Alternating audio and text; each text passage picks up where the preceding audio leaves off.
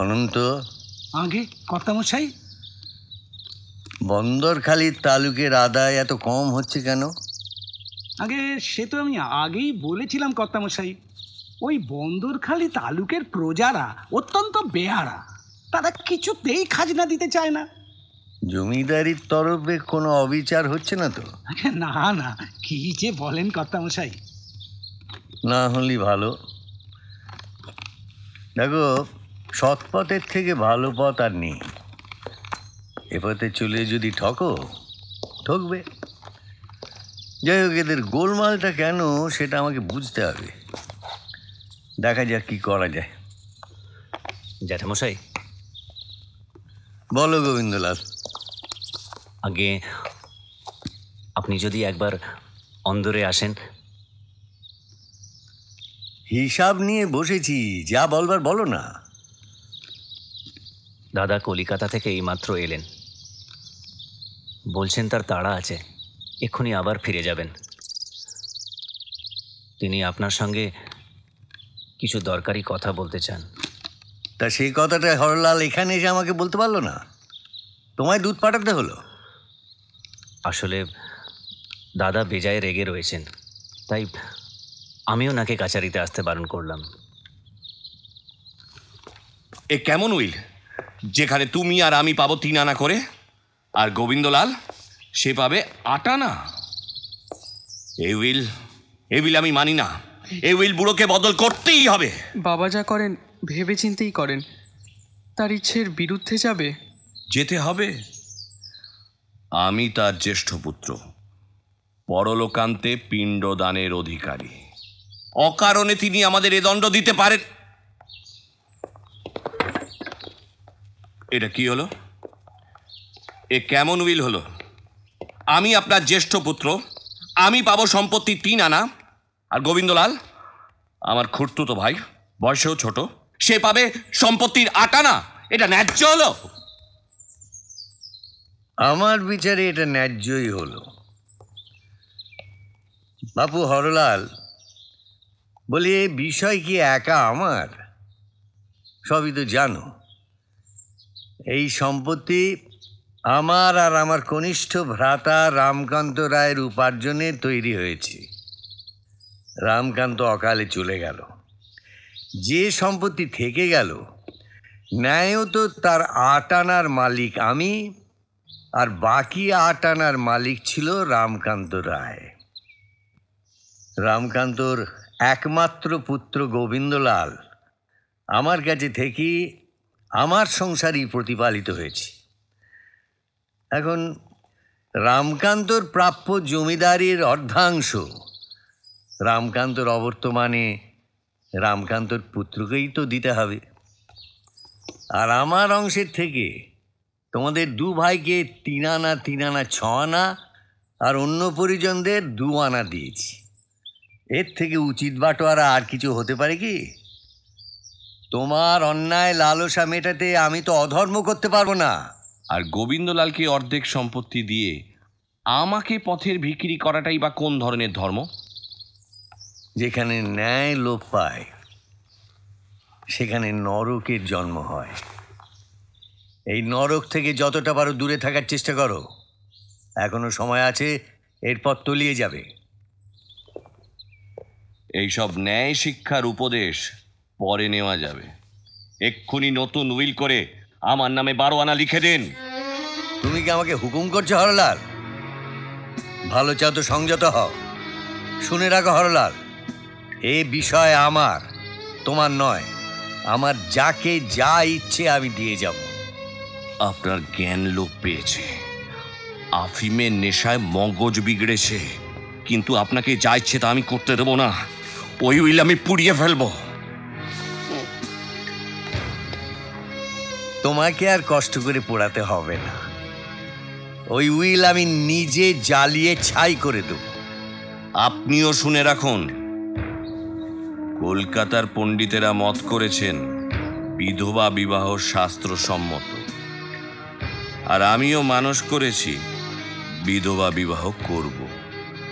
আপনি যদি নতুন করে উইল লিখে আমার নামে অন্তত 8 আনা লিখে দেন, তবেই আমি সেই অভিলাষ ত্যাগ করতে পারি, নচেত নয়। নতুন হইলে করব, তাতে তোমার 3 আনার জায়গায় থাকবে 1 আনা। এই আপনার শেষ কথা? না,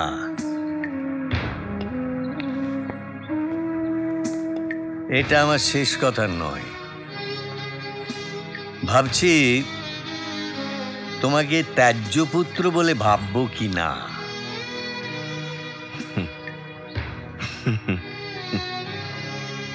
ভালো কথা, চললাম।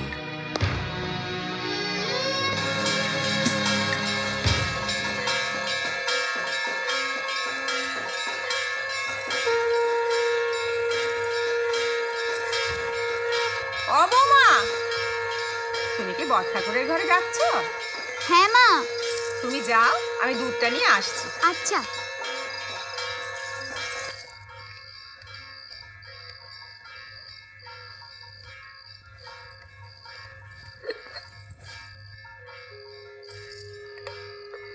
প্রসাদ, হ্যাঁ।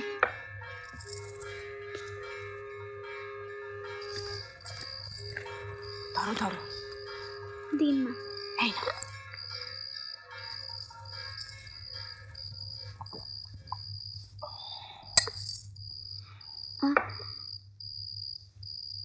এবার এটা খেয়ে নিন। না না বৌমা, রোজ রোজ দুধ খেতে ভালো লাগছে না, ও তুমি ফেরত নিয়ে যাও। দুধ না খেলে আফিং খেতেও দেবো না। এত বড় কথা? দেখো, তুমি ভ্রমর, ফুলে ফুলে ঘুরে বেড়ানোই তোমাকে মানায়। এই বুড়োর আফিং বন্ধ করে কেন হুল ফোটাতে চাইছো? এটা হুল ফোটানো নয়, চিকিৎসে। দুধ না খেলে আফিং বিষ, তাই খেতেই হয়। কি আর করা, দাও খাই।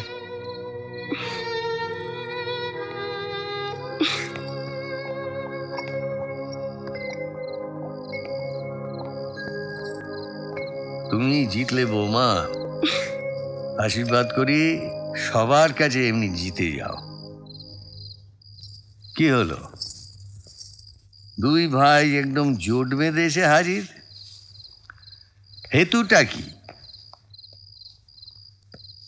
জ্যাঠামশাই, শুনছি। বলো বিনোদ। হলো গিয়ে বড়দার চিঠি এসেছে। তিনি তিনি সত্যি বিধবা বিবাহ করেছেন।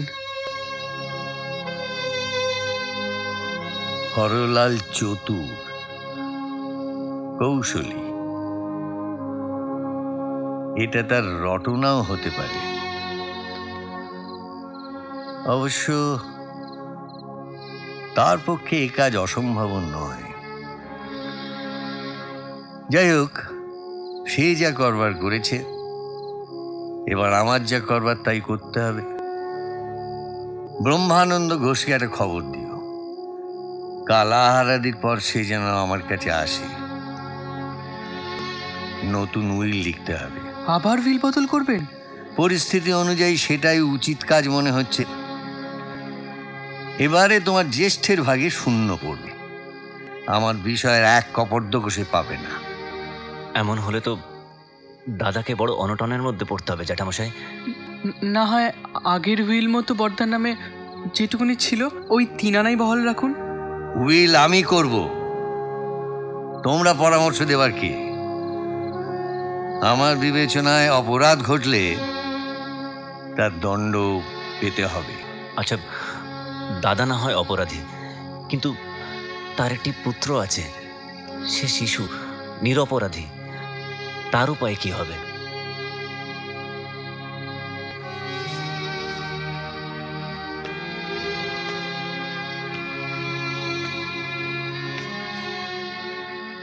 তাকে 1 পাই লিখে দেব। 1 পাই? 1 পাই বকরায় কি হবে? আমার বিষয়ের আয় 2 লক্ষ টাকা, তার 1 পাই বকরায় 3000 টাকার ওপর দাঁড়ায়। একজন গৃহস্থের গ্রাসাচ্ছাদন অনায়াসে তাতে হয়ে যেতে পারে। এর অধিক আমি হরলালের পুত্রকে দেব না। তোমরা এখন আসতে পারো। আর হ্যাঁ, ব্রহ্মানন্দকে খবরটা আজই দিয়ে দেবে।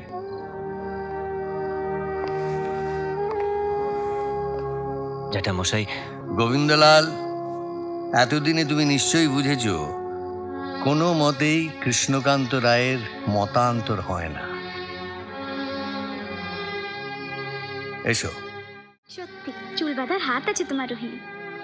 তোমার বোনের কথা যে কত শুনি। সবাই বলে রান্নায় নাকি তুমি দ্রৌপদী। আচ্ছা, আমায় কটা রান্না শেখাবে? শেখাবো।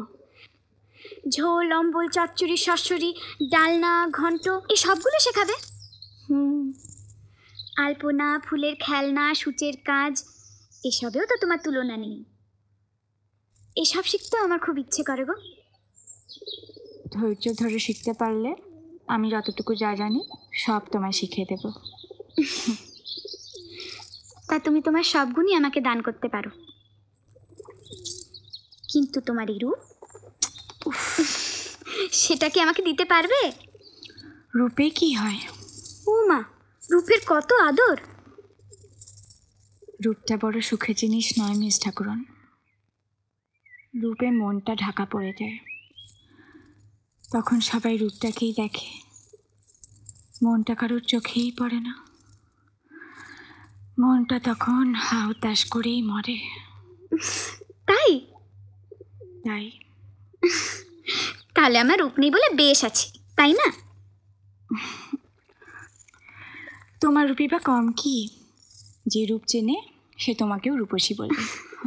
না, ওঠো দেখিনি, দেখো কেমন হলো।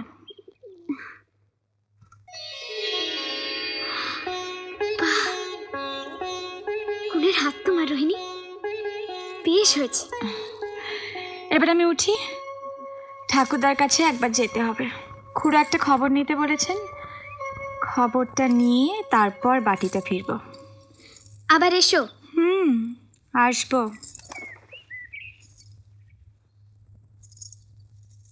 এতক্ষণে আপদ বিদেয় হলো। আজ ওকে রোজ রোজ কেন ঘরে ঢুকতে দাও বলো তো? রোজ রোজ কোথায় রে? আজ মন চাইলো তাই ওকে চুলটা বেঁধে দিতে ডাকলাম। অনাথ বিধবা খুড়োর আশ্রয়ে পড়ে আছে, ওকে নিয়ে তোরা এত কথা বলিস কেন? বেশ করে বলি, ও চাল চলন মোটেই ভালো না। বিধবা হয়েছে তবু রূপের দেমাগ দেখো না, হাঁটা ছিঁড়ি দেখো, যেন রানী রাজেশ্বরী। দোষ ওর একটা, বিধবা তবু উনি থান পড়বেন না। কালো পেড়ে শাড়ি চাই, হাতে বালা, মুখে ঠোঁট রাঙানোর পান, নিয়মের বালাই নেই। এসব কেন করে বুঝতে পারো না? সব পুরুষের মন ভোলানোর ফাঁদ, মরণ। তুই থামবি? না, থামবো না। তোমার ঘরেও পুরুষ মানুষ আছে, সে কথাটা ভুলে যেও না। খাল কেটে কুমির ঘরে ঢুকে বিপদ বাড়িও নাই, আমি তোমাকে পরিষ্কার বলে গেলুম। ঠাকুরদা। কে? ও তুই, আয়। কি পড়ছিলেন? এই রোজ সময় করে একটু গীতা পড়ি আর কি, কতকালের অভ্যেস। গীতা পাঠে ব্যাঘাত ঘটালাম? না না, এখনই তো কাছারিতে গিয়ে বসতে হবে। তাহলে ঠাকুরদার কাছে কি মনে করে? এসছিলাম মিস ঠাকুরনের চুল বেঁধে দিতে। খুড়ো বলেছিলেন আপনার কাছ থেকে একটা কথা জানতে। কি জানতে হবে? খুড়ো তো বিকেলে আপনার কাছে আসছেন উইল লেখার জন্য। কালি কলম কি নিয়ে আসবেন, না আপনারটাতেই লেখা হবে? না না, ওসব যেন ওই নিয়ে আসে। আচ্ছা। আর হ্যাঁ, সরকারি কাগজ আমার হেফাজতেই আছে, ব্রহ্মানন্দকে আর আনতে হবে না। ঠাকুরদা, আপনি এত আফিম খান কেন? শুনেছি আফিম খেলে নাকি বুড়ো মানুষদের শরীরে বল হয়, তাই? ঠিকই শুনেছিস, তবে আর একটা জিনিসও হয়, নেশা। ঘুমের নেশা? তোর বুদ্ধি শুদ্ধি আছে, তাই তোকে একটা কথা বলি, শোন। এই জমিদারি যে আমার প্রাণ তা তো তুই জানিস, কিন্তু এই জমিদারির বিষয় আশয় এক এক সময় আমার একদম বিষ হয়ে যায়। তখন সেই বন্ধন কেটে মন মুক্তি চায়। আপিং খেলে যে ঘুম ঘুম ভাবটা আসে,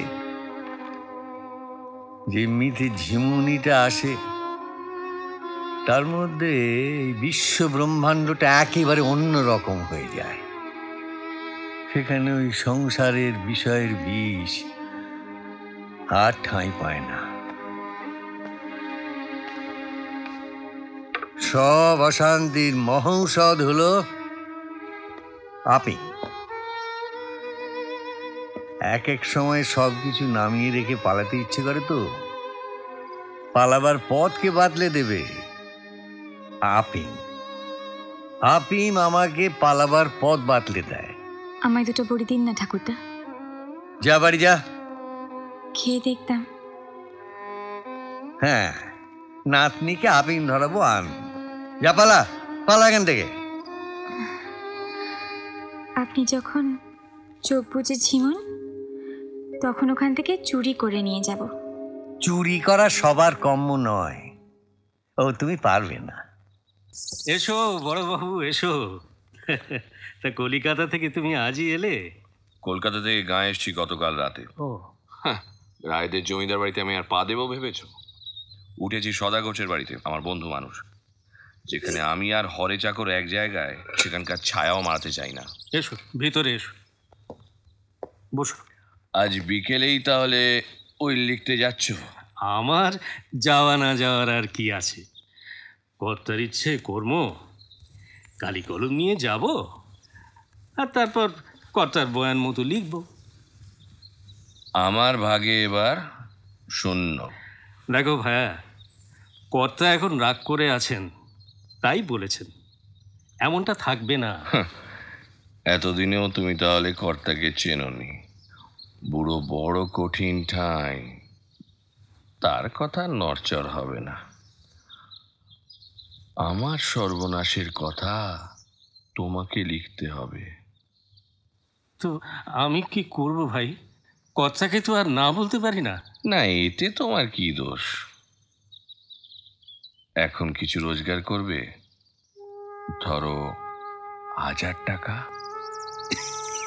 বিধবা বিবাহ করে নাকি? রসিকতা রাখো। অগ্রিম এই 500 টাকা ধরো। হ্যাঁ, আমি ঠিক বুঝলাম না। আমার কোনো উদ্দেশ্য আছে, নচেত এত টাকা হঠাৎ তোমায় দিতে যাব কেন? হ্যাঁ, আমিও তাই ভাবছি বটে। আর এই জেনারেল লেটার কাগজ কখানা ধরো। হ্যাঁ, এরকম কাগজেই তো কর্তা আমাকে দিয়ে উইল লেখান। কিন্তু এসব কেন? এই কাগজে আমার বয়ান মতো একখানি উইল তোমাকে লিখতে হবে। তাতে বিনোদলাল কর্তার যত সম্পত্তি আছে তার 3 আনা পাবে, গোবিন্দলাল 1 পাই, আর 12 আনা। 12 আনা আমার। বাকিটা বাড়ির অন্যদের মধ্যে বেটে দিলেই হবে। কর্তা এবং সাক্ষীদের দস্তখত আমি করে দেব। আর এই কাজটিতে আমার হাতখানি যে কতখানি পাকা, সে তুমি দস্তখত করার পরই দেখতে পাবে। কিন্তু এ তো জাল উইল হবে। হ্যাঁ, তাই হবে। এই জাল উইলটা পকেটে লুকিয়ে রেখে কর্তার উইল লিখতে যাবে। কাজ শেষ হলে কর্তা যখন উইলটা সিন্ধুকে রাখতে যাবে, তখন এই জাল উইলটার সঙ্গে আসল উইলটা বদল করে দিতে হবে। ভাবছ কি? হ্যাঁ, না, ভয়ও হচ্ছে, আবার এতগুলো টাকার লোভও সামলানো যাচ্ছে না। যাকে আমি তোমার প্রস্তাবে সায় দিলাম। তোমার অবস্থা এটা উচিত কাজই করলে। যাও, কালি কলম নিয়ে এসো, যেমন বলি তেমন লেখো।